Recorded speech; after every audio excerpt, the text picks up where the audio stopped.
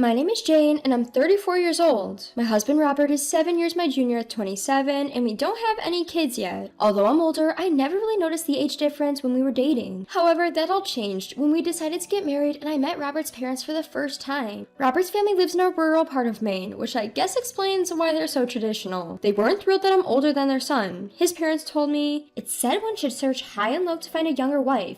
7 years is too much, Jane. Can you even bear children? As women age, their eggs do too, don't they?" They made such offensive comments that would upset most women. When my father-in-law was rude, my mother-in-law was outright rejecting me, saying, "I can't accept this. Why does Robert have to marry an older woman like you?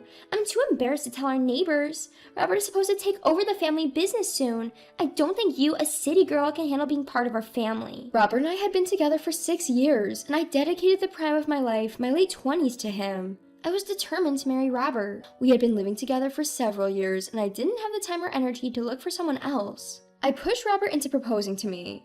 Maybe it was his age or his personality, but it seemed like he preferred our relationship the way it was. As soon as his parents objected, he said, "That's why I said it's too early to get married. It's okay to delay the wedding." I told him, no, it's not too soon. No matter how many years pass, the age difference won't change. Then I turned to his parents and gave a deep bow. "I know I'm older than Robert, and there's nothing I can do about that. I will work hard to earn your approval as your daughter-in-law. Please bear with me." His parents reluctantly gave in, but Robert's sister was the real problem. "Just so you know, don't call me your sister-in-law. I can't believe my brother's wife is older than me," she yelled at me on our first meeting. I thought I could handle it considering my experience dealing with difficult customers in my sales job. I guess this is what they call in-law harassment. Despite what I read online, this seems manageable. My mother-in-law mentioned that we would eventually have to move to Maine and live with them. I wasn't aware of this, but I thought I could manage it. I regretted not calling off the marriage then, but things were already irreversible. A year had passed, and I totally regret my decision to get married. Our life hasn't changed much since we were living together before. The major change was that Robert's mother began to call him regularly. I knew what she wanted. She was pressuring him to move back home and probably encouraging him to leave me.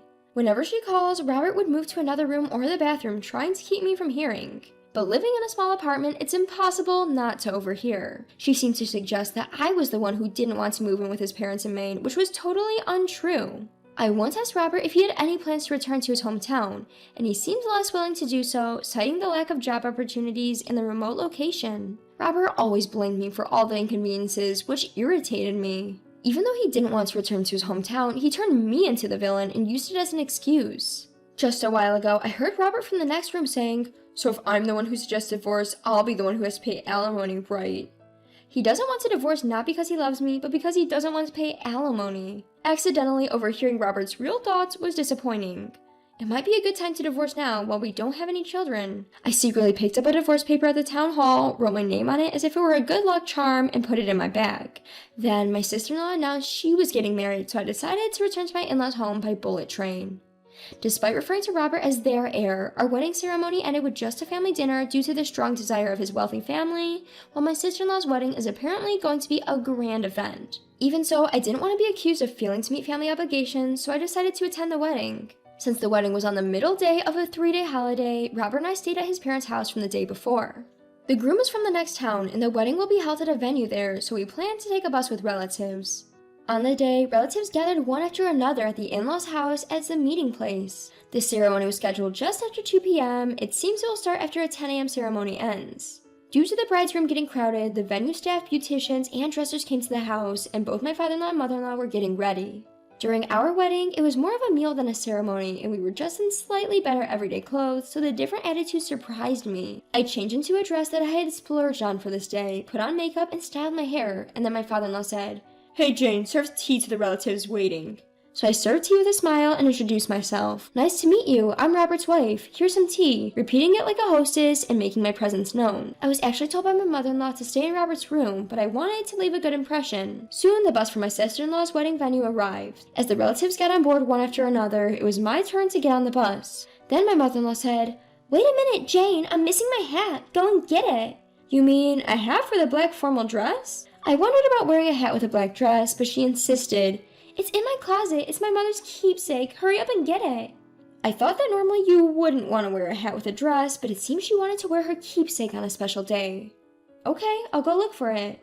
I rushed to her room and searched inside the closet. But it was messy and I couldn't find the hat I was looking for. Everyone else was already on the bus waiting and I was getting anxious. This must be it. I think it must have been about 5 minutes. I found a box that seemed to contain a hat, checked the contents, and dashed to the front door, but the bus that should have been there was gone. My entire in-law family and my husband had boarded and left, leaving me behind. You've got to be kidding me. I was dumbfounded and rubbed my eyes several times, but the bus was nowhere to be found. In my panic, I tried to find my phone, but then I remembered I'd put it in my bag. Since I had left my bag on the bus along with the luggage, it must have gone on the bus in my place. I knew the name of the venue, but I didn't know the phone number. Without my phone, I couldn't contact my husband, and without my wallet, I couldn't take a taxi there. What should I do? I turned pale at the thought, but then reconsidered, do I really need to go to the wedding? After all, I've completely lost the mood to celebrate a wedding. If it were just relatives I was meeting for the first time, that would be one thing, but my in-laws and even my husband knew I wasn't on board. They left me behind anyway, which seems malicious no matter how you look at it. The word divorce crossed my mind, but it's not fun to just get a divorce. I need revenge. After some thought, I came up with a good idea. This is it. I went outside and said, "Hello!" And so with a smile, I began my revenge. The relatives, in-laws, and my husband didn't return on the bus until after 5 p.m. Everyone was quite drunk. I had finished preparing for my revenge and had gathered all the luggage except for the bag that had been put on the bus. I used the phone book by the home appliances in the in-laws' house to look up the number of a taxi company and arrange for one to come 30 minutes after the bus arrived. All preparations were complete. I went out to greet the bus with an innocent face. Robert looked guilty the moment he saw me, but he didn't say anything. My in-laws ignored me and were seeing off the relatives. The relatives glanced at me, but they just got in the cars that had come to pick them up and left. I wish Robert would at least apologize, but that's the kind of man he is. I said to Robert with a smile, "Welcome home." Relieved, Robert said, "I'm home. I didn't realize you weren't on board. I felt bad, but the ceremony was starting, so I couldn't come to pick you up," and started making excuses. I ignored Robert and silently searched for my bag among the luggage. "You've got to be kidding me! Liar!"